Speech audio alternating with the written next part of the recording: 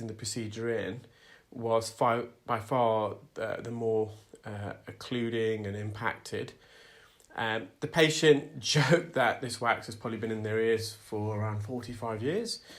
The reason why I say he joked is because he is only 45 years of age. So it's hard to know how long this wax has actually been in his ears. It obviously certainly wasn't there when he was born, we would hope. But it's nonetheless quite an extreme earwax removal, this. If you continue to watch, you'll see just how much wax I extracted from the left ear. And we're just at the entrance here, and there's a few matted hairs. The consistency of wax near the entrance is quite fudge-like, quite soft and sticky, and I wasn't able to get a suction grip, so I put some olive oil drops in just to soften it, lubricate it, bind the wax together. That didn't really help much, so I'm now using an ear hook, and I'm trying to get in and around the edge of the wax plug and trying to lift it off the canal wall. So we're just at the roof of the ear canal here. I started off on the anterior canal wall, so to the front part of the ear canal, which is the left-hand side. And just again, I'm gliding it over the roof superiorly.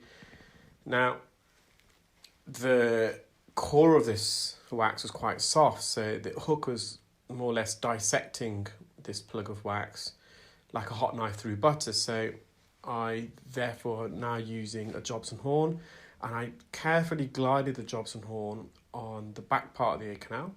So we are still quite lateral, we're near the entrance, and then I rotated the Jobson horn, the ear carrette as it's also known, into the main body of the wax and slowly brought the the Jobson horn out of the ear, using it like a scoop. And again, once more, I'm stretching the back part of the ear canal just to straighten it, and then I'm just trying to go underneath and to the side.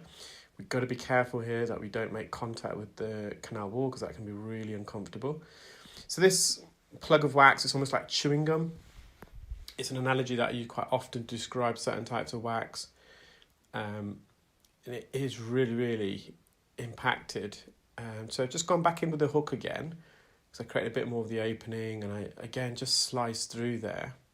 Now sometimes slicing through, dissecting the wax has its own benefits, because we can then go in slowly and remove these sliced pieces. It's not always about the money shot. So the money shot is removing this in one single piece. Now, if you continue to watch, the patient has an extremely large plug deeper in the ear, and I did manage to remove that in one solid piece, but we're hacking away at this almost in small pieces, almost like a hammer and chisel effect, breaking it into little small pieces and coming out with the smaller pieces, and for example using suction where need be to vacuum some of these pieces that I've dissected. It's got the worst consistency of this type of wax. It's very fudge-like, toffee-like. And the patient has got quite a bendy ear, so the endoscope's straight into the ear, and this is, if we were to follow a straight line trajectory, the endoscope will probably be facing the back of the patient's head. So you can imagine the degree of the bend in this ear canal. So we go forwards, and then you probably have to turn left by about 40, well, I'll say more than 45 degrees, about 60 degrees to the left, to straighten this ear canal. Now, the top part of the ear canal is in some ways collapsed upon itself, and it's engulfed this piece of wax that I'm trying to remove here. So I'm almost lifting the canal up to release the wax. So I've just gone back in with the Jobson horn. I'm just gliding it at the base of the ear. Again, trying to avoid contact with the canal wall. I'm just trying to, you can see the little wriggle movement. I'm just trying to force the Jobson horn further into the ear.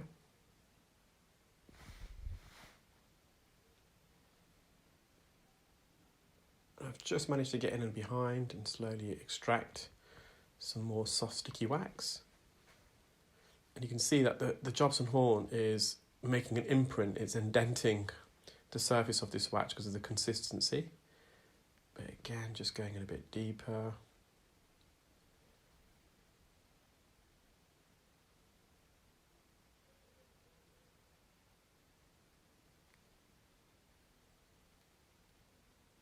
So I've just gone back in with the hook, and again, I'm just trying to get a bit deeper and deeper now. As we're chiseling away and removing the surface of the wax, the lateral surface, it enables me to get the instrumentation a bit deeper and bring the deeper wax forwards. Again, we've just chiseled some of this wax into smaller pieces. And I'm just using some forceps now. So the bottom jaw, I'm just gliding at the base of the ear canal, trying to get underneath this plug of wax. So similar to the Jobson horn, it didn't remove it in one big piece, although I think I am going to get a large piece out in a moment using the forceps. Because of the consistency, the soft, fudgy, toffee consistency, the forceps are in some ways cutting through the wax as opposed to getting a grip, so it's cutting through almost like scissors. Just got a bit more out there. You can see we're clearing the entrance. Again, I'm just trying to glide the bottom jaw underneath. So just put some more oil in. And again, I'm just going to the base of the ear canal and we're now at the roof. If the wax has been there for a while, you can tell by the colour it's extremely dark in appearance, it's oxidised.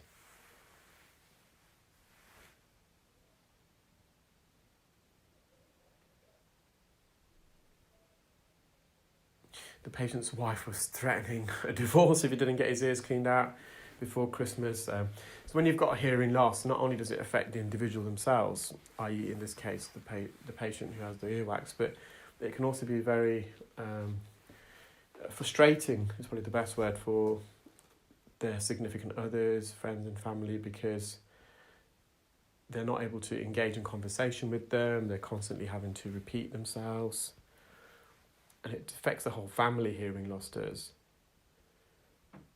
So again, this top part of the ear canal, the cartilage here is a bit weaker, and you can see it's collapsed upon the plug of wax, so it's engulfing it. So I'm just lifting this cartilage up and then trying to get underneath it where the wax plug is stuck and slowly wriggle it forwards. So I'm just going back with the forceps. And you'll see when I remove this outer plug, why it's so difficult to remove this plug, you'll see a thick layer of keratin. It will be enveloping this plug of wax, and this keratin it's attached itself to the canal wall and the wax, and it's almost like double-sided sticky tape, this keratin, and it's keeping the wax in bay, and it's not allowing it to easily come out. So I'm just using the hook again. I've just glided it, the front part of the ear canal. You see, we've used all instrumentations already. We've used forceps, we've used hooks, Jobson horns, suction. Sometimes wax is just not easy to remove. Remember, this patient is awake, there's no anaesthesia, and we're in their ear poking and prodding away.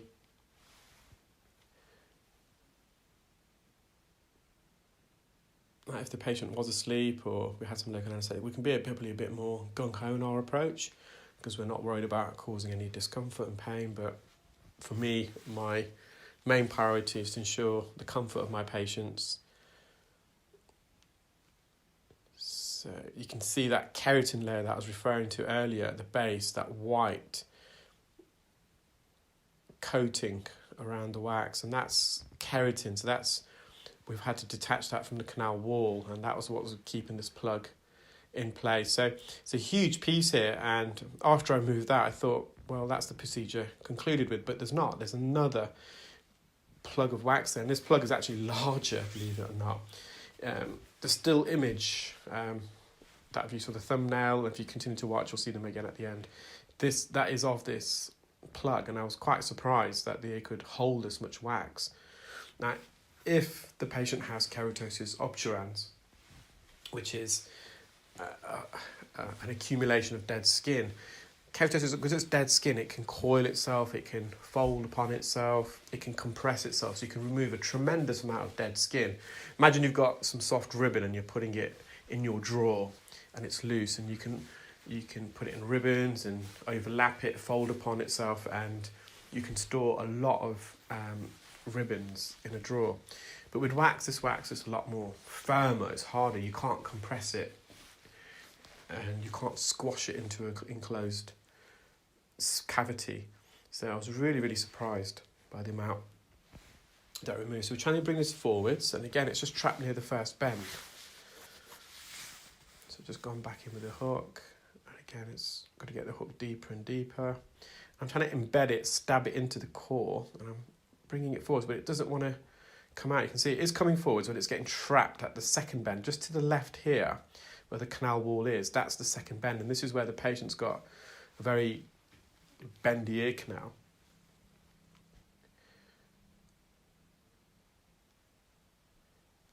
And again, just trying to get in and behind the wax.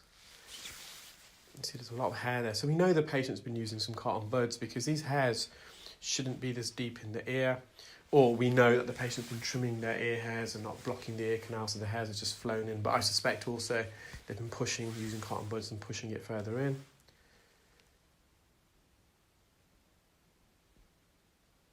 So again, we brought this near the entrance, but because the plug is larger than the entrance, and because it's a bendy plug, it's getting trapped as we're bringing it out of the ear. So I'm just getting deeper and deeper with the hook. We just could be so careful that we don't make contact with the canal wall. Again, we joke with the patient, it's like he's given birth to a wax plug, and we can see the head of the wax. Again, got a smaller piece out there, but this plug is still quite a large piece. I'm just trying to go underneath.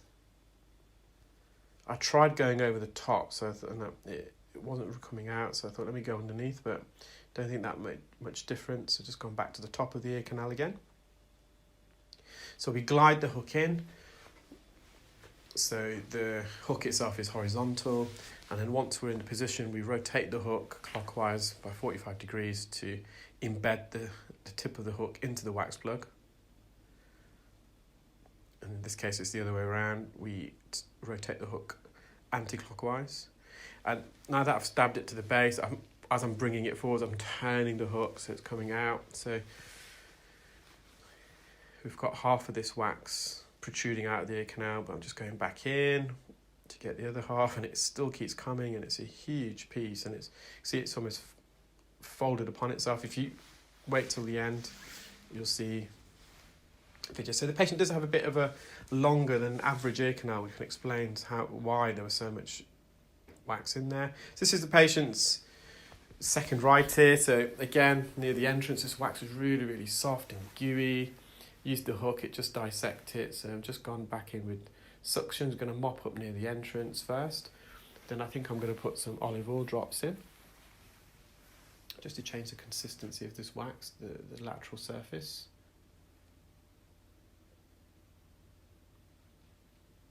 I'm just lifting it up, so to detach it from the base of the ear canal, there's a few skin adhesions there.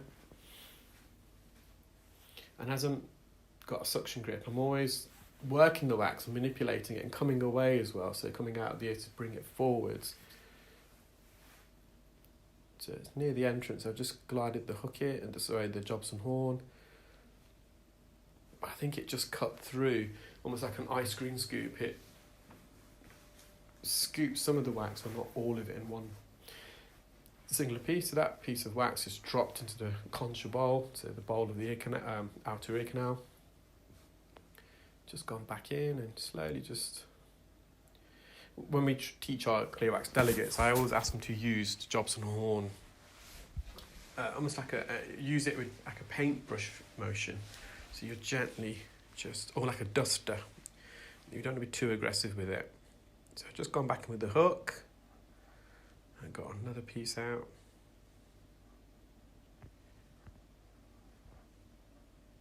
So just put some olive oil drops in here.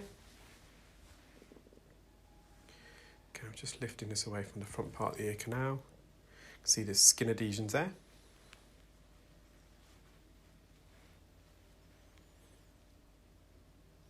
So I'm just using the endoscope here to stretch the ear wide open. It's quite a narrow entrance. And again, just manipulating the skin off the roof of the ear canal. And then I'm back to the front part of the ear canal. I've got a suction grip on the wax, and I'm slowly... See, there's little movements I'm making, there's little wriggle movements, and it enables me to take some of the wax out of the ear.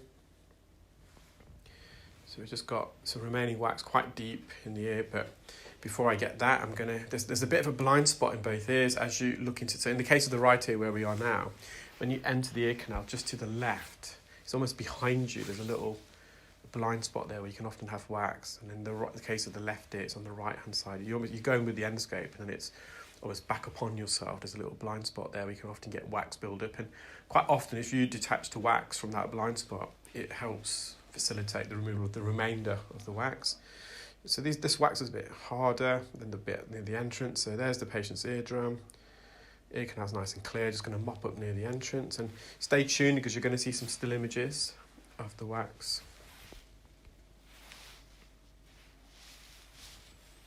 I hope you've all been enjoying the videos of late. I've got loads more. Very interesting cases coming up. There we are.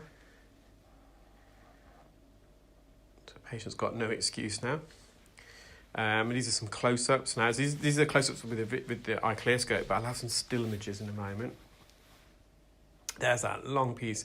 I didn't get time to measure it, unfortunately, guys. But, there's that plug from the left ear with all that skin attached. That's enveloped. You can see that layer of keratin just coating the surface. Just see how dark it is. It's been there for a while. So it's quite an extreme case. There's a good still image of dry wax there. That was that large piece from the first ear. You can see it in comparison to the rest, just how big it is.